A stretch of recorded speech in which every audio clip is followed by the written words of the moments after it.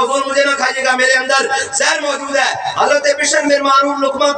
منہ کے اندر ڈال چکے تھے، جب پتہ لگ چکا اس کے اندر زہر ہے تو امام الانبیاء انہوں نے لقمہ باہر نہیں نکالا، اور اسی وقت تڑپنے لگے، تڑپ تڑپ کے جان دے دی۔ کسی نے کہا آپ نے لقمہ باہر کیوں نہیں نکالا بشر بن معروف، آپ کو پتہ لگ گیا تھا اس کے اندر زہر تھا؟ انہوں نے کہا میں امام الانبیاء کے سامنے بیٹھا تھا، اگر میں لقمہ باہر نکالتا کہیں حضور کی مبارک طبیعت پر ناگوار گزر جاتا۔ بشر بن معروف کو جان دینا تو گوارا ہے، حضور کی طبیعت کی ناگواری قبول نہیں ہے۔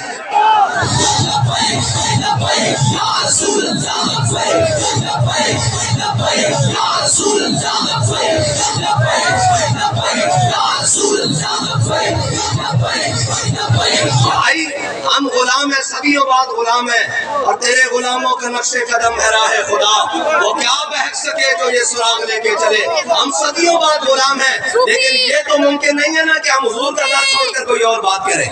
ہمیں کوئی اور بات آتی نہیں ہے، ہمیں کوئی اور بات سنے گی نہیں۔ جو جناب یہ بات ہے نا، بابا جی نے کہا چلو اسی گل کرتے حضور کا در چھڑ دے، یہ دین دی گل نہ کریے۔ فرمایا مولوی خادم حسین دے سر کوئی رسا پاوے، پھر اس کو گھسیٹنا شروع کرے ملتان روڈ تو لے کے، پھر اس کو چلدے پتوں کی، پھر سائیوال، پھر اگے جناب چیچا وطنی، پھر اگے ملتان، پھر اگے بہاولپور، پھر جناب رحیم جا خان۔ فرمایا اتنے تک گھسیٹتا چلے، فرمایا میرے سر جناب جسم دی ہڈیاں بھی جناب گھس جان، روڈ جو تے ماس اتر جاوے، میرے ریڑھ دی ہڈی یا سر دی ہڈی رہ جائے، تے کوئی میں پوچھے کہ مولوی خادم ہون سنا، تے میں آکھا حضور دے نام تے تھوڑا ہور اگے لے چلو، تھوڑا ہور اگے لے چلو، تھوڑا ہور اگے لے چلو۔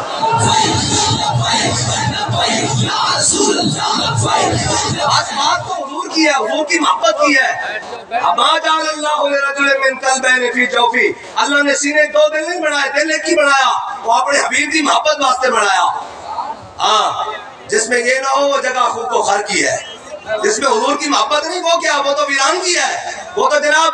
ویرانہ ہے اور جناب اندھیرا ہے۔ بس حضور جناب بنے گی محبان چار یار کی قبر، جو اپنے سینے میں یہ چار باغ لے کے چلے، اور لحد میں عشق رخ شاہ کا داغ لے کے چلے، اندھیری رات سنی تھی چراغ لے کے چلے۔ بس حضور سے محبت کرنی ہے، اور حضور سے یہ نیوا محبت کرنی ہے۔ جہاں حضور کی بات آ جائے وہاں تو یہ بات کرتے ہو حضرت خویسہ یہ مسلمان نہیں ہوئے، حضرت محیسہ یہ آپ کے بھائی ہیں، اور خویسہ بڑے ہیں اور محیسہ چھوٹے ہیں۔ حضور نے حضرت محیسہ کو کہا جاؤ فلاں یہودی کو مار کے آؤ، وہ گئے اور فلاں یہودی کو مارا ہے۔ گھر واپس آئے تو ان کے بڑے بھائی کو پتہ لگا کہ اس نے یہودی کو مار دیا ہے۔ انہوں نے کہا تو بڑا احسان فراموش ہے، اس یہودی سے ہم جناب ادھار لے کر کھاتے رہے، اس نے ہمارے پر بڑے احسانات کیے ہیں، جب ہم پر مشکل پڑی اس نے ہماری مدد کی، تو بڑا احسان فراموش ہے، تو نے اس یہودی کو مار دیا ہے اپنے نبی کے کہنے پر۔ تو انہوں نے کہا بات اندر کروں گا تو پتہ نہیں لگے گا۔ اپنے بھائی کا ہاتھ پکڑا یہاں گھٹ سے اور پکڑ کے ایسے باہر چوک میں لے آئے، مین جناب مدینہ پاک کے باہر مین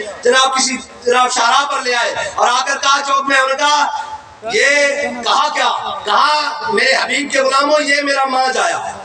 بھائی نہیں کہا ماں جایا تو تھا نا، کہا میرے حبیب کے غلاموں یہ میرا ماں جایا مجھے ملامت کرتا ہے کہ میں نے حضور کے کہنے پر اس یہودی کو کیوں مارا ہے، اگر میرے آقا و مولا حکم دے میں اس کی گردن بھی اتار کے رکھ دوں گا۔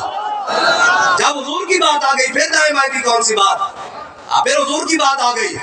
اور حضرت ابو عبیدہ بن جراح نے اپنا سگا باپ مارا بدر میں، سگا باپ مارا جب جناب امام الانبیاء نے حکم دیا، فرمایا سب کو گھسیٹ کر جناب بدر کے اندر کنویں میں ڈالو۔ جب حضرت جناب ابو عبیدہ بن جراح جناب پاؤں میں ڈالا نا تو کچھ سوچا تو امام الانبیاء نے بلا لیا، فرمایا ابو عبیدہ افسوس ہو گیا باپ مارا؟ کہا یا رسول اللہ افسوس نہیں ہوا، میں صرف سوچ یہ رہا ہوں بندہ بڑا دانا تھا آپ کے در پر آیا کیوں نہیں، صرف یہ افسوس ہے۔ وہ حضرت پیر میرے علی شاہ صاحب کے پاس ایک شاعر آیا نا، اس نے کہا کہ بتائیں یہ جو میں مصرع کہنے لگا ہوں اس کے آگے کوئی مصرع نہیں لگا سکا، دسو یارو ہی رانجے نو مل کے پچھوتانی کیوں۔ یہ اس نے مصرع کیا، بڑا بڑا شاعر سی پنجابی دا، انہیں آکھیا دسو پیر صاحب اے دسو کہ ایسا کیے، دسو یارو ہیر رانجے نو مل کے جدو ہیر رانجے نو مل گئی پھر کیوں پچھتا دی۔ تے پیر میرے شاہ صاحب پیر میرے شاہ صاحب آپ نے برجستہ فرمایا گزری دا افسوس کریں دی رانجے بعد بھی ہانی کیوں۔ حضرت ابو عبیدہ بن جراح اس گل دا افسوس نہیں دا پیو ماریا، اس گل دا افسوس کیتا وہ جھلیا تو حضور دے در تے آیا کیوں نہیں۔ بس اے حضور دی بارگاہ امام الانبیاء دے نال اننے واہ محبت کرنی، اننے واہ محبت کرنی۔ اور کی کرنا بھائی،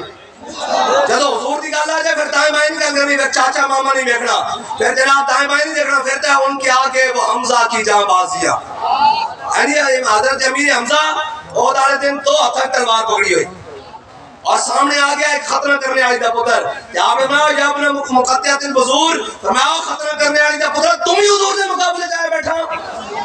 اسی ہے خواجہ آصف نو کہنے ہو تہاڈے منہ تہاڈیاں شکلاں ہیں جنہاں دیاں پینٹاں امریکی ایئرپورٹ تے اتردیاں نو ہی محمود غزنوی نو گلاں کر دین